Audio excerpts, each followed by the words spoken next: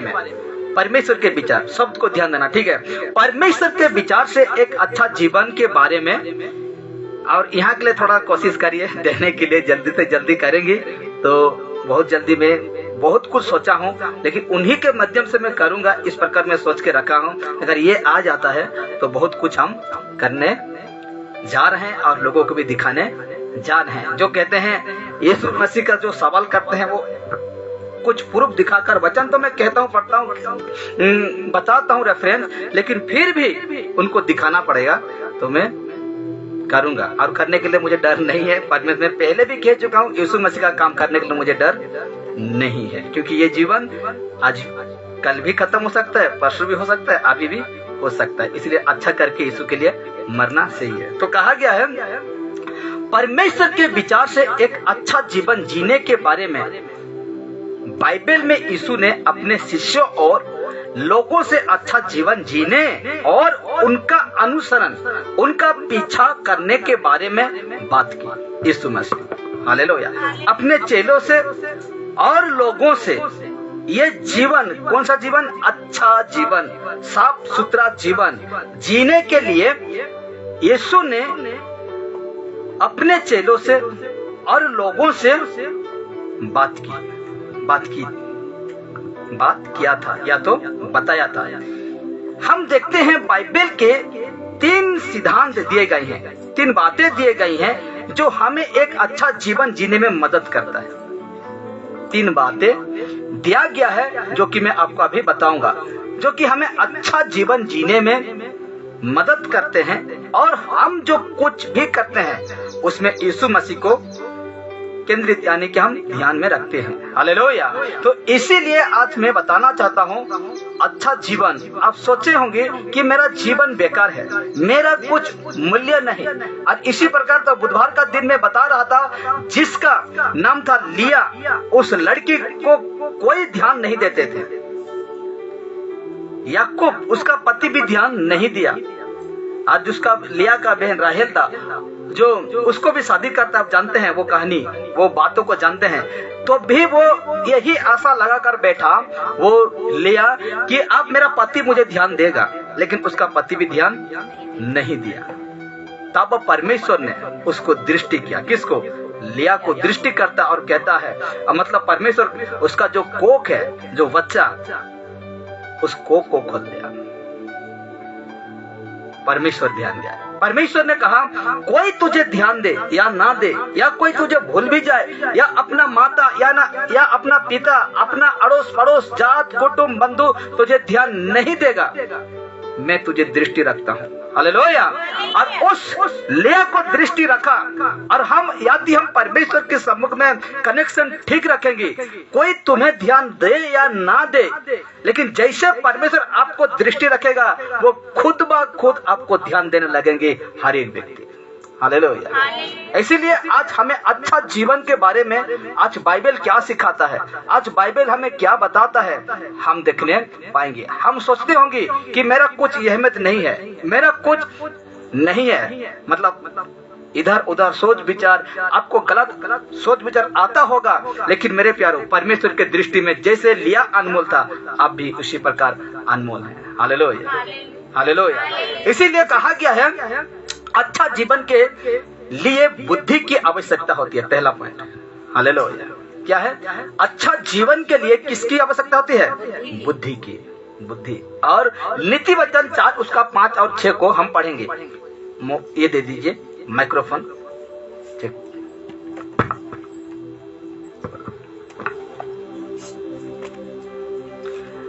अब देखिए क्या लिखा जाता है। नीति वचन 4 उसका 5 और 6 में इस प्रकार लिखा जाता है, परमेश्वर का वचन।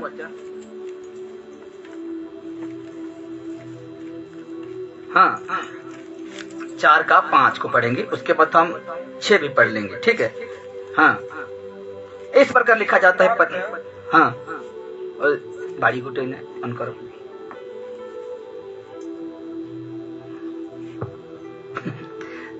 चल रहे हैं इधर उधर करके, ठीक है कुछ। हाँ, बुद्धि को प्राप्त कर, हाँ, समझ को भी प्राप्त कर। उनको भूल ना जाना, ना मेरी बातों को छोड़ना। ये देखिए परमेश्वर का विषय, मतलब कहा गया है, ये जो है कहता है कि बुद्धि को प्राप्त कर। 6 को पढ़ दीजिए फिर से, मैं आपको समझाऊंगा। हाँ, बुद्धि को ना छोड़, हाँ, वो तेरी रक्षा करेगी। उससे प्रीति रख, वो तेरा पहरा देगी। देखिए इसमें कहता है, सुलेमान राजा लिखता है अपना बेटे, उसको कहता है कि क्या कहता है इस जगह में 5 में, बुद्धि को प्राप्त कर, समझ को भी प्राप्त कर, बुद्धि और समझ को प्राप्त कर। और कहता है कि उनको भूल ना जाना, ना मेरी बातों को छोड़ना। इसका मतलब क्या होता है मैं आपको अभी बता रहा हूं, ठीक है, तो ध्यान दीजिएगा। तो कहा गया है, देखिए इस जगह में नीति वचन 4 उसका 5 और 6 की वचन में बुद्धि और समझ को प्राप्त करने के बारे में बाइबल बताती है। बुद्धि और समझ को प्राप्त करने के लिए बाइबल कहती है, क्योंकि बुद्धि ना हो तो, ध्यान देना, बुद्धि ना हो तो सही और गलत में फर्क करना मुश्किल हो जाता है। हालेलुया। बुद्धि ना होने के कारण हम सही और गलत को फर्क करना मुश्किल हो जाता है। सचमुच मेरे प्यारे, अगर आपके पास बुद्धि नहीं है, इसे तो लोग सोचते हैं कि मैं पढ़ा लिखा हूं, लोग सोचते हैं कि मैं ज्ञानवान हूं, लोग सोचते हैं कि मैं बुद्धिमान हूं, सोचते हैं कि नहीं। लेकिन परमेश्वर का इस संसार का बुद्धि ज्ञान और परमेश्वर का बुद्धि ज्ञान, ये फर्क है, ये अंतर है, जमीन आसमान का फर्क है। इसीलिए कहा गया है कि क्योंकि बुद्धि ना हो तो सही और गलत में फर्क करना मुश्किल हो जाता है, मुश्किल होता है। सचमुच मेरे प्यारे, होता है कि नहीं। इसलिए लोग आज फैसला करने नहीं पा रहे हैं, इसलिए लोग क्या कर रहे हैं, आज पाप कर रहे हैं, अपराध कर रहे हैं, गुनाह कर रहे हैं, शैतान के पीछे भाग रहे हैं, शैतान का बातें को मान रहे हैं, शैतान का इच्छा के अनुसार अपना जीवन को बिता रहे हैं। तो इसीलिए कहता है बुद्धि को, नीति वचन 4 का 5-6 में कहता है बुद्धि और समझ को प्राप्त कर। इसीलिए हमें, अगर हम लोग के पास सही बुद्धि है, सही ज्ञान है, तो आज हम पाप से दूर हुए हैं, इसलिए आज हम यीशु मसीह का पीछे चल रहे हैं, क्योंकि आज हम उस बुद्धि होने के कारण सही और गलत को फर्क करने जान गए और सीख गए। हालेलुया। इसीलिए हम जानते हैं कि अभी भी मैं कह रहा हूं कि अगर कोई भी व्यक्ति गलत में होकर चल रहा है यीशु को जानकर, उसके पास बुद्धि नहीं है, बिल्कुल नहीं है। हाँ, संसार का बुद्धि हो सकता है, ये दुनिया का ज्ञान हो सकता है, लेकिन यीशु मसीह का जो ज्ञान देता है वो बुद्धि नहीं है। हालेलुया। इसीलिए कहा गया है, देखिए, और वही व्यक्ति बुद्धिमान कहलाता है, वही व्यक्ति बुद्धिमान कहलाता है जो सही और गलत में फर्क करना जानता हो। Hallelujah, hallelujah. वो व्यक्ति बुद्धिमान है, वो व्यक्ति परमेश्वर के दृष्टि में ज्ञानवान है, जो कि सही और गलत को क्या करना जानता हो, फर्क करना, अंतर करना जानता हो, अलग करना जानता हो। वही बुद्धिमान है। किसके दृष्टि में? परमेश्वर के दृष्टि में। हो सके आप मनुष्य के दृष्टि में महान बन सकते हैं, हो सके आज आपका अड़ोस पड़ोस, आपका भाई बंधु का दृष्टि में आप बुद्धिमान बन सकते हैं, लेकिन गलत को फर्क करने नहीं जानते हैं, गलत को अलग करने नहीं जानते हैं, सही को अलग करने नहीं जानते हैं, तो आपका बुद्धि कोई काम का नहीं है, कोई काम का नहीं है मेरे प्यारों। इसलिए आज हमें गलत और सही को फर्क करना जानना चाहिए। तब जानेंगे जब हम लोग के पास क्या होना चाहिए, बुद्धि होना चाहिए। अगर नहीं है तो हम करने नहीं पाएंगे। देखिए, हमें बुद्धिमान होना और न्याय से काम करना है। बुद्धिमान होना है और कैसे काम करना है, न्याय से, सच्चाई से काम करना, और अपने परमेश्वर के अधिकार में नम्रता से चलना है। परमेश्वर के अधिकार में कैसे चलना है, नम्रता से होकर चलना है। आपको पाप बिल्कुल करना नहीं है, नम्रता होकर चलना है। बुद्धि का अर्थ बड़े ध्यान से सुनेंगे अभी। बुद्धि का अर्थ ये समझाना है कि परमेश्वर कौन है और वो हमारा परवाह कैसा करता है। बताता हूँ। पर वह कैसा करता है, ये परमेश्वर ही है जिसने हमें जीवन दिया। परमेश्वर ही है हमें जीवन दिया और हमें वो बनाया है जो हम हैं। हमें बनाया है और हम हैं। हालेलुया। देखिए, परमेश्वर ने हमें बनाया है और हम हैं, इसीलिए हम अपने पूरे हृदय से उसकी भक्ति करने पाते हैं। हालेलुया। उसका प्रार्थना करने पाते हैं, उसके संगति में बैठने पाते हैं, उसका पास आने पाते हैं, उसके बाइबल वचन को सुनने पाते हैं, बाइबल पढ़ने पाते हैं। Hallelujah, hallelujah. यदि वो परमेश्वर हमें बुद्धि ना दे, या तो हम गलत सही को फर्क करने नहीं जानेंगे, तो क्या फायदा होगा? परमेश्वर में रहकर कुछ फायदा होगा? बाइबल तो यही कहता है कि संसार के लोगों से और तुम में फर्क दिखना चाहिए, लेकिन अब में तो कुछ फर्क दिखता नहीं। आगे नहीं दिखता है, दिखता नहीं है। हमें परमेश्वर के संगति रहना। पिछले संडे मैंने सिखाया आपको, संकट के समय में परमेश्वर को याद करो। किसको? परमेश्वर को याद करो, क्योंकि वो अति सहज से मिलने वाला परमेश्वर है। और जो कुछ भी काम है, यहाँ तक कि मृत्यु तक, मैं कह रहा हूं, आपका मृत्यु तक सामना कर रहे हैं। इस प्रकार गवाही दें सांप के विषय में, अगर काट भी दिया, सांप काट भी दिया आपको, मैं नहीं कह रहा हूं कि आप डॉक्टर के पास मत जाओ, मैं मना करने वाला कौन होता हूं? आपको तो देखिए, मुझे सांप काटा, ठीक है, मुझे सांप काटा, ये नहीं कि मैं वैद्य के पास चला जाऊं, ये नहीं कि मैं यीशु मसीह का आज्ञा को तोड़कर, जो यीशु जिस कामों को मना किया है, जिसके प्रति वो घृणा रखता है, मैं वो काम कर रहा हूं। करने पाएंगे? ऐसे दुख में क्या परमेश्वर आपका साथ रहेगा? हम देखिए, सबसे पहले मैंने क्या कहा, संकट के समय में वचन कहता है कि परमेश्वर को याद कर। किसको? परमेश्वर को याद कर, वही आपको सीधा मार्ग निकालेगा। हालेलुया। वही आपका मार्ग को तैयार करेगा, कहां वो लेकर जाएगा। लेकिन जिस जगह को परमेश्वर मना किया है, उस जगह को कदापि नहीं लेके जाएगा। हालेलुया।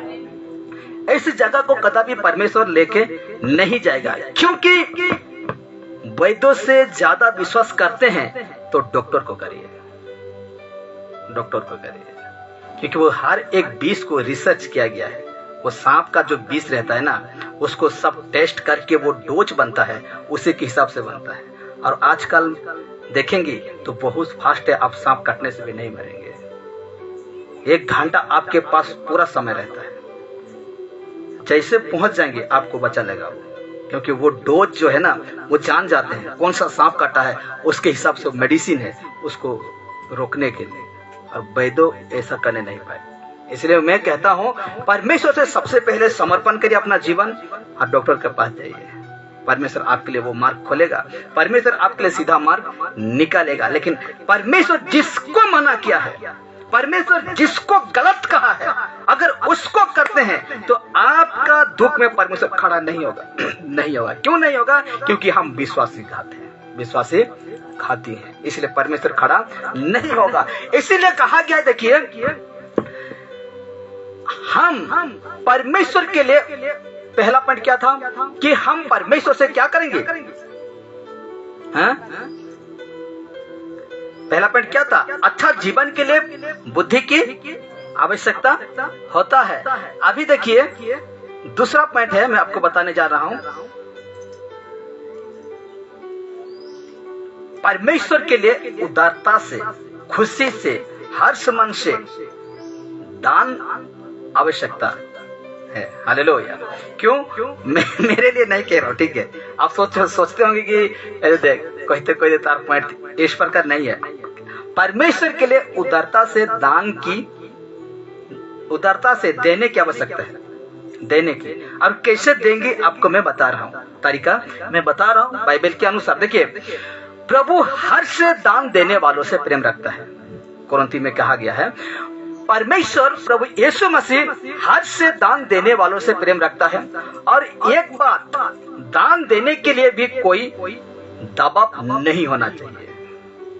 दबाव होता कि नहीं? आज बड़े बड़े चर्च में देखने पाएंगे दक्षमांश के विषय में बताया जाता है, ठीक है। तो दक्षमांश के विषय में इस प्रकार कहा जाता है, हर एक का नाम रहेगा, रजिस्टर में नाम रहेगा, फलाना दिया नहीं दिया, उसको फोन करो, फोन किया जाएगा, कहाँ तेरा दक्षमांश नहीं आया अभी तक, कहाँ तेरा जो दक्षमांश तुम देते हो 5 दिन हो गया। इस प्रकार दबाव जो है ऐसा नहीं होना चाहिए। कहा गया है कि दान देने के लिए कोई दबाव नहीं होना चाहिए। पौलुस कहता है, देखिए पौलुस क्या कहता है, और वो हमें उदारता से जीने के लिए प्रोत्साहित अधिकार, प्रोत्साहित का मतलब अधिकार करता है। इसमें हमारे पास जो कुछ है उससे, मेरा पास ज्यादा है ना, ध्यान से सुनिए, आपका पास ज्यादा है तो ध्यान से सुनिए। इसमें हमारे पास जो कुछ है उससे गरीब, दुखी और प्रभु के दास सबक यानी कि पास्टरों को भी प्रभु के कामों को आगे बढ़ाने के लिए उदारता से, खुशी से देने की आवश्यकता है। हालेलुया। परमेश्वर का काम को बढ़ाने के लिए अगर तुम देना चाहते हो तो परमेश्वर का काम को बढ़ाने के लिए आपको क्या करना चाहिए? खुशी से, आनंद से देना चाहिए। हालेलुया। मैं अभी जबरदस्त आपको कहूंगा, ये गलत हो जाएगा। हालेलुया। ये क्या हो जाएगा? ये गलत हो जाएगा। इसीलिए कोई दबाव नहीं होना चाहिए, कोई भी जबरदस्त नहीं होना चाहिए, क्योंकि हमें देखिए, आपका पास ज्यादा है तो दुखी लोग जो हैं, गरीब दुखी हैं, उसको भी दे सकते हैं, उसको भी दे सकते हैं। और कहा गया है, और प्रभु के दास सेवक यानी कि पास्टरों को भी प्रभु के कामों के लिए आगे बढ़ाने के लिए उदारता से देने के लिए आवश्यकता है। अगर हाथ नहीं बढ़ेंगी तो हम कुछ करने नहीं पाएंगे। कहा गया है ना, कहावत है कि नहीं, गोट पावर, मोनी पावर, यानी कि मनुष्य का पावर, ये 3 होना जरूरी है। तब जाकर हम क्या करेंगे? परमेश्वर के काम को आगे बढ़ाने पाएंगे। इसीलिए कहा गया है कि हमें अवश्य है कि ये सारे काम करना है, परमेश्वर के लिए करना है। और कहा गया, देखिए, स्वयं को देना या अर्पण करना एक प्रकार की आराधना है जो पापों को छोड़ना सिखाता है। हालेलुया। सबसे पहले तो परमेश्वर घृणा करता है तो किसको? पाप को। किसको घृणा करता है? पाप को। मनुष्य को घृणा कभी नहीं करता है, लेकिन जिसके अंदर पाप है उस पाप को घृणा करता है। पतरस, जब यीशु मसीह ने पतरस चेले के साथ यरूशलेम जा रहे थे, तो उस समय यीशु मसीह चेले से क्या कहता है कि मुझे अन्य जाति लोग पकड़ेंगे, मारेंगे, कुचेंगे। पतरस क्या कहता है? प्रभु मैं इसे होने नहीं दूंगा। तो यीशु मसीह पलट कर तुरंत क्या कहता है? हे शैतान, चुप रहे। पतरस को थोड़ी कहा, लेकिन पतरस के अंदर जो बैठा था उसको डांटा। हालेलुया।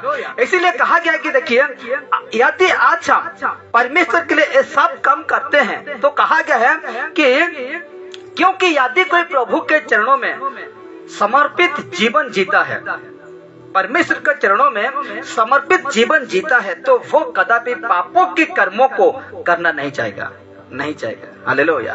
पूरा ही परमेश्वर को अपना जीवन दे दिया, पूरा ही परमेश्वर को अपना जीवन समर्पण कर दिया, तो वो कदापि पापों के कर्मों को करना नहीं चाहेगा, यानी कि पाप करना नहीं चाहेगा। वो कदापि नहीं चाहेगा कि मैं पाप करूं। क्यों? क्योंकि परमेश्वर का डर है, इसीलिए वो कभी नहीं चाहेगा कि मैं परमेश्वर के विरुद्ध पाप करूं। इसीलिए यदि आप अच्छा जीवन जीना चाहते हैं तो देखिए, बहुत बात, यदि आप अच्छा जीवन जीना चाहते हैं तो अपना तन मन को पापों के कर्मों के लिए उपयोग होने ना दे। हालेलुया। अपना मन को पापों के जो पाप है उसमें उपयोग यानी यूज होने ना दे। इस शरीर को यूज होने ना दे। कहा? पाप में यूज होने के लिए ना दे, क्योंकि परमेश्वर सबसे ज्यादा, अभी कहा था ना मैंने, क्योंकि परमेश्वर सबसे ज्यादा घृणा पाप से ही करता है। हालेलुया। सबसे ज्यादा परमेश्वर किससे घृणा करते हैं? पाप से करते हैं। यदि हम उसी को करते रहेंगे, उसी विषय को परमेश्वर की दृष्टि में करते रहेंगे, तो हम पाप के साथ साथ हम कहाँ जाएंगे? नरक चले जाएंगे। पाप के साथ नरक चले जाएंगे। इसीलिए देखिए, अच्छा जीवन, एक दो वचन पढ़ेंगे अभी और समाप्त करेंगे क्योंकि गर्मी बहुत है। अच्छे जीवन जीने के लिए परमेश्वर को मांगे। तीसरा पॉइंट है, अच्छे जीवन जीने के लिए किसको मांगे? परमेश्वर को मांगे। वही देगा, वही देगा, परमेश्वर ही देगा। इसीलिए लिखा गया है, देखिए आपको निकालना होगा वचन और मैं बताऊंगा। तो कहा गया, देखिए दुनिया में विभिन्न जाति धर्म, हाँ कि नहीं? इस दुनिया में बहुत जाति धर्म है कि नहीं? बहुत है। कोई क्या है कहने से भी नहीं खत्म होगा, ठीक है, तो छोड़िए उसको। दुनिया में विभिन्न जाति धर्म और अमीर गरीबी के लोग रहते हैं। कोई अमीर है, कोई गरीब है, कोई क्या जात का, क्या धर्म का, इस प्रकार लोग रहते हैं। सबका कर्म भी अलग अलग प्रकार का होता है। सबका कर्म क्या रहता है? अलग प्रकार का होता है। हम लोग का ये यीशु मसीह में आने का क्या कहते हैं, आपको कुछ नहीं लगेगा, सिर्फ आपका पाप पश्चाताप करना है, मान लेना है, और परमेश्वर आपको एक नया जीवन दे ही देते हैं। क्या करते हैं? परमेश्वर आपको नया जीवन दे देते हैं। तो कहा गया है, देखिए सबके कर्म अलग प्रकार का होता है, पर बाइबल हमें अच्छा जीवन जीने के लिए सिखाता है। हालेलुया। बाइबल हमें अच्छा जीवन जीने के लिए सिखाता है, क्योंकि बाइबल के अनुसार लोगों को प्रभु यीशु की शिक्षा का उदाहरण को अनुसरण करने की आवश्यकता है। यीशु का जो कहा हुआ बातें को हमें अनुसरण यानी कि पीछा करना आवश्यकता है। इसीलिए मत्ती 7:7 को पढ़ेंगे, ठीक है? मत्ती 7:7 को पढ़ेंगे। इस प्रकार लिखा जाता है परमेश्वर का वचन।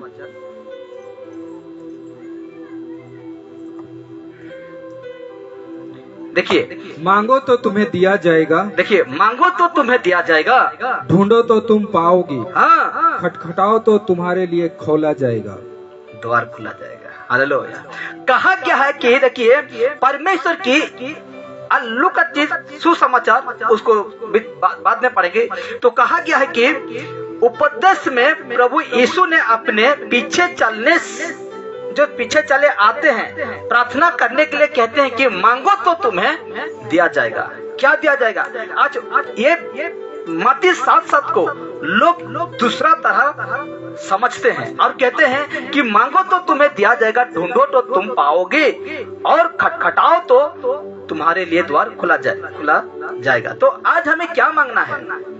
आज हमको मांगना क्या है? आज लोग मांगते क्या है? परमेश्वर की इच्छा के अनुसार को मांगना है, लेकिन हम परमेश्वर के दृष्टि में जो सही नहीं है, ठीक नहीं है, उसी को आज हम क्या करते हैं? मांगते रहते हैं। तो परमेश्वर देगा? नहीं देगा। इसमें ये विषय, ये वचन है, आत्मिक बात है, और आत्मिक विषय के लिए हमको मांगना है। कैसे विषय के लिए? आत्मिक विषय के लिए मांगना है। इसीलिए परमेश्वर का वचन कहता है, मांगो, मांग आज मैं तुम्हें दूंगा। हालेलुया। परमेश्वर कहता है मांग आज। क्या मांगते हो? लेकिन हमें मांगना है क्या? बुद्धि थोड़ा लगाना है, ज्ञान थोड़ा लगाना है कि परमेश्वर मुझसे क्या चाह रहे हैं, परमेश्वर मुझसे किस तरह का रखना चाहते हैं, और उसी के हिसाब से मांगेंगे। हालेलुया। यदि हम परमेश्वर से धन मांगे, देगा? परमेश्वर अभी से जानता है इसको धन दे देने से क्या हो जाएगा? मुझे भूल जाएगा। इसलिए गरीब ही ठीक है इसके लिए, रोज कमाए रोज खाए यही ठीक है। अगर मैं उसको ज्यादा दे दूंगा तो मुझे याद स्मरण नहीं करेगा। अच्छा, मेरे जीवन में दुख है, मेरा शरीर में कभी दर्द ही नहीं छूट रहा है, ये जो पैर है दर्द ही नहीं छूट रहा है। इसीलिए परमेश्वर दर्द नहीं छूटा रहा है कि जब तक दर्द है मुझे स्मरण करते रहेगा, जब तक के दर्द है मुझे याद करते रहेगा, प्रार्थना करते रहेगा। याद जैसे इसको छुटकारा मिल गया तो मुझे क्या करेगा? भूल जाएगा। ये याद रखना कि परमेश्वर मेरे लिए क्या योजना बना रहा है, परमेश्वर मेरे जीवन में किस तरह का सोच विचार रखा है, उसको ध्यान देना है। और ऐसे सोच विचार कौन रखेगा? जिसके पास बुद्धि है। हालेलुया। इसीलिए हम देखने पाते हैं 10 कोढ़ी से 9 कोढ़ी आते ही नहीं। लेकिन एक जो है वापस लौट कर आता है, धन्य है प्रभु तू कि मैं तेरे द्वारा, ये मेरा हाथ टूट चुका था, ये उंगली छोटा हो चुका था, लेकिन अब नया बन गया, धन्य है प्रभु तू। इस प्रकार धन्यवाद करने के लिए आया, लेकिन वो लोग चले गए। भला होता ये लोग कोढ़ी ही रहते हैं, कुष्ठ रोग में पड़े रहते हैं, प्रभु यीशु मसीह को याद करते हैं। इसीलिए मेरे प्यारो, परमेश्वर का योजना कभी गलत नहीं हो सकता है। परमेश्वर का योजना सही है मनुष्य के लिए। इसीलिए कहा जाता है, देखिए, क्योंकि परमेश्वर जानते हैं, बड़े ध्यान से, क्योंकि परमेश्वर जानते हैं कि लोगों की क्या क्या आवश्यकता होती है। कैसे नहीं जानेंगे? क्योंकि परमेश्वर बनाया है मनुष्य को। आज हम लोग का जीवन में क्या क्या आवश्यकता होती है, मैंने उदाहरण दे रहा हूँ, ठीक है। मैंने एक बाइक बनाया, ठीक है, उसमें मुझे पता है पेट्रोल डालना है, मोबिल डालना है, उसके बाद क्या होगा, गाड़ी चलेगा। तो परमेश्वर भी जानता है एक मनुष्य को क्या क्या आवश्यकता होती है। परमेश्वर कभी नहीं चाहते हैं कि लोग गलत रास्ता को अपना कर अपनी जीवन जीने लगे, नहीं चाहता। हालेलुया, कभी नहीं चाहता। जैसे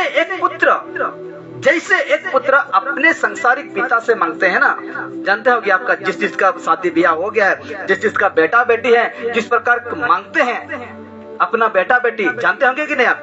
जानते हैं कैसे किचकिच होते हैं, कैसे रोते हैं आपके सामने, कैसे गिड़गिड़ाते हैं कि मुझे चाहिए चाहिए। इसीलिए कहा गया, जैसे एक पुत्र अपने संसारिक पिता से मांगता है, वैसे ही हम भी अच्छे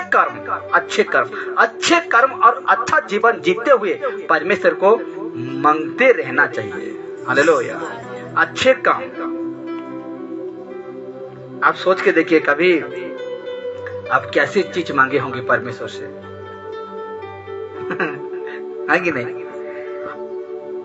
आप कैसे चीज मांगे होंगे परमेश्वर से, आप सोच के देखिए। पिछले दिन में क्या मांगे थे और आज बाइबल क्या कह रहा है कि नहीं? सोच के देखिए। मैच नहीं होगा, हाँ, मैच नहीं होता होगा। कुछ ऐसे भी चीज मांगे होंगे जो ये बाइबल सपोर्ट नहीं करता होगा, ये बाइबल सपोर्ट नहीं करता होगा। और परमेश्वर देगा? नहीं देगा।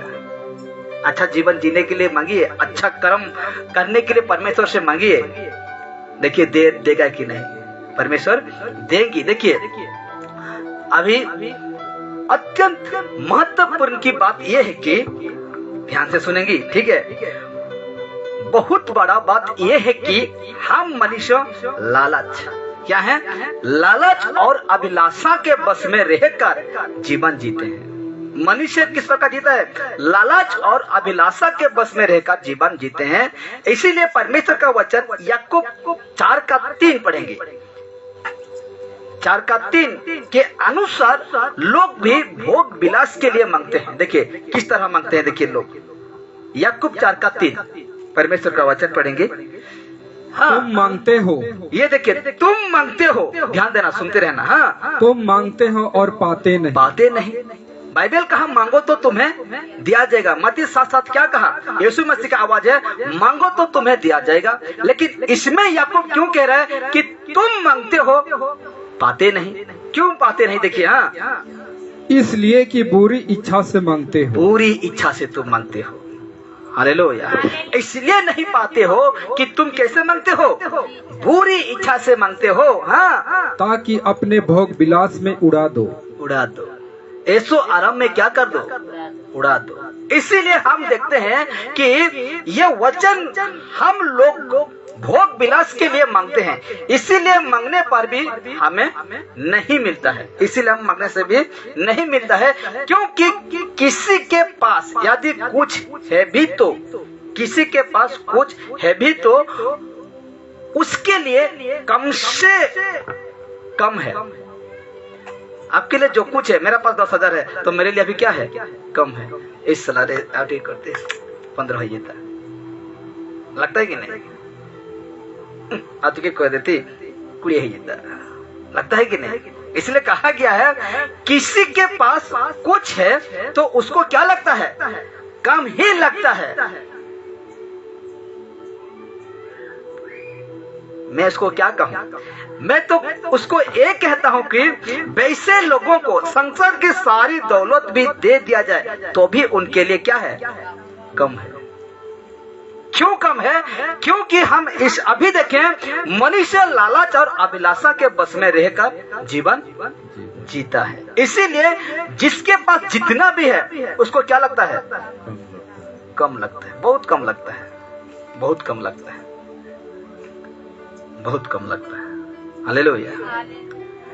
पर लोगों को वचन पढ़ेंगे और एक पहला राजा 3:5, पहला राजा 3:5 के अनुसार सुलेमान की तरह परमेश्वर के कामों के लिए बुद्धि, विवेक और ज्ञान मांगना चाहिए। यहाँ बुद्धि और ज्ञान मांगा कौन? सुलेमान। सुलेमान राजा, नीति वचन लिखने वाला। क्या मांगा? बुद्धि मांगा। ना अपना शत्रु का नाश मांगा, ना अपना ऐसो आराम मांगा, कुछ नहीं मांगा, लेकिन मांगा तो मांगो, क्या मांगा? बुद्धि मांगा। इसलिए मांगा कि परमेश्वर, अगर तुम मुझे ज्ञान बुद्धि देते हो तो मैं तेरे लोगों को तेरा जो वचन है उसको मैं समझा सकूं। क्या रहने से? बुद्धि रहने से। अभी पढ़ेंगे, ठीक है? हाँ, पहला राजा 3:5 लिखा जाता है परमेश्वर का वचन।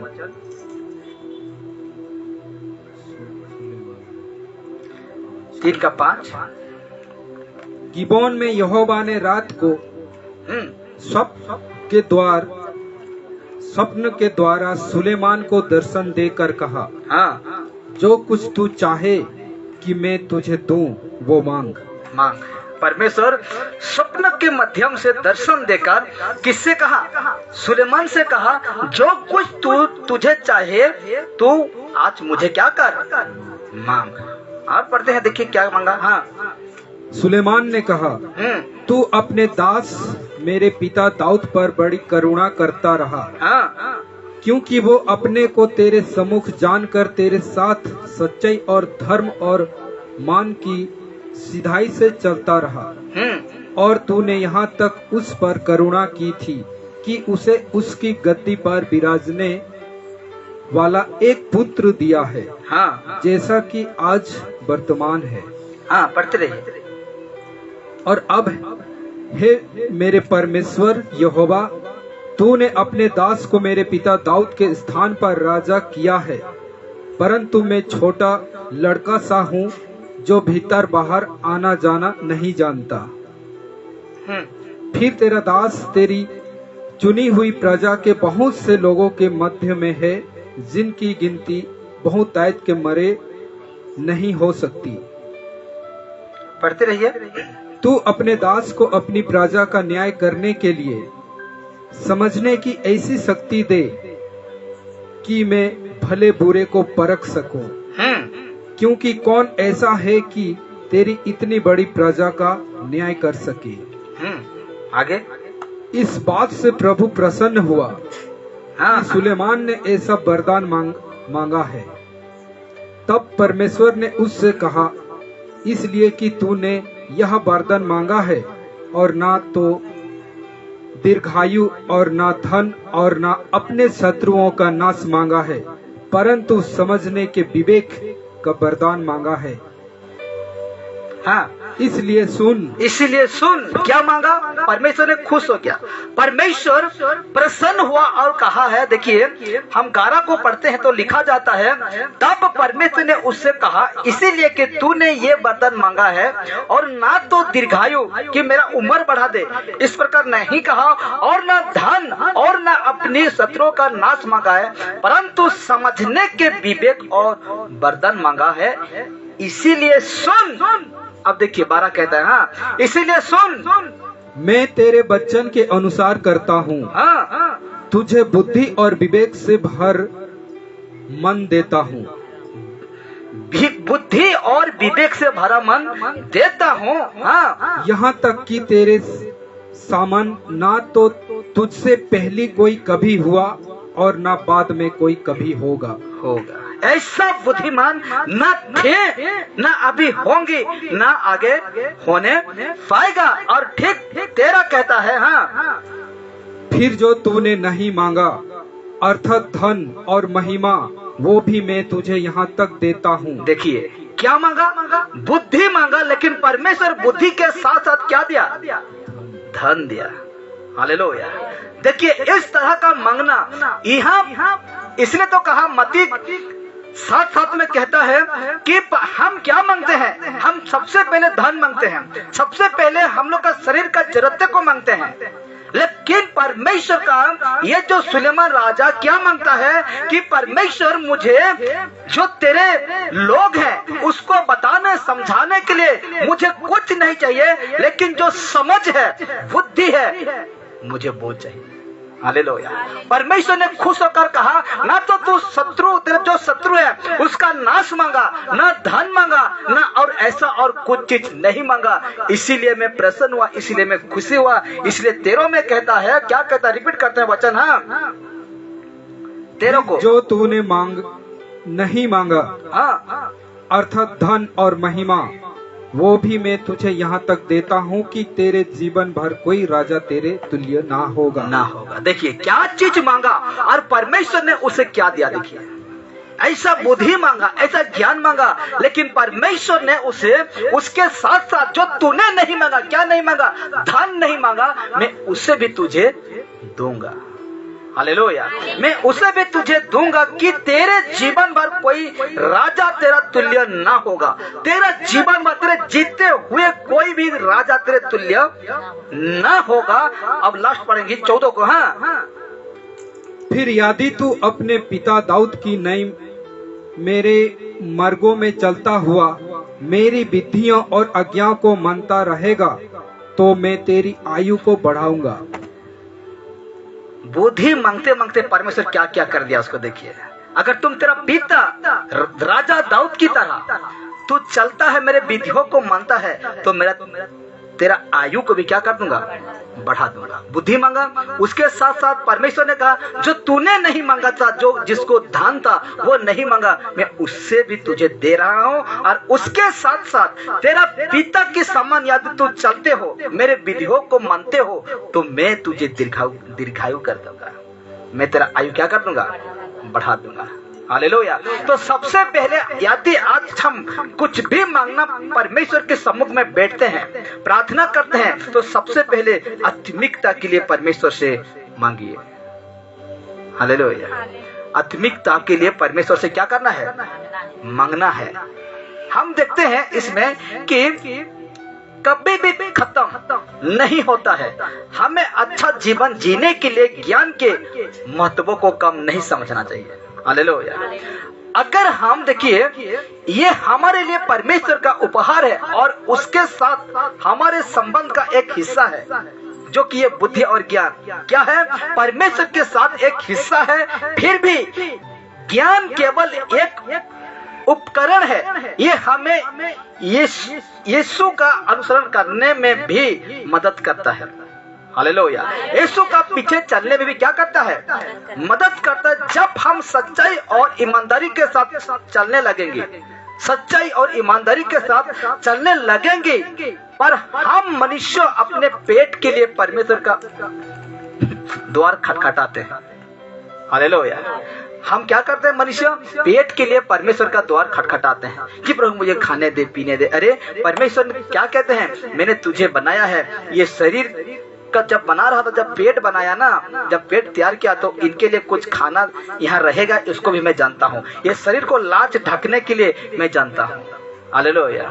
जब हम आदम और हवा को जब पाप किए, वो आदम का बगीचा में जब पाप किए, यूं ही परमेश्वर उसको नहीं निकाला, यूं ही परमेश्वर उसको बाहर नहीं निकाला।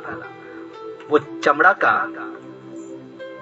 वस्त्र पहना कर उसको भगा दिया। परमेश्वर ऐसा नहीं भगा दिया। परमेश्वर ने उसको क्या पहनाया? चमड़ा का वस्त्र पहनाया और उसको चले जाओ यहाँ से, कहीं तुम ऐसा करते करते जीवन का फल भी ना खा जाओ। इसलिए उसको निकाल दिया गया। हालेलुया।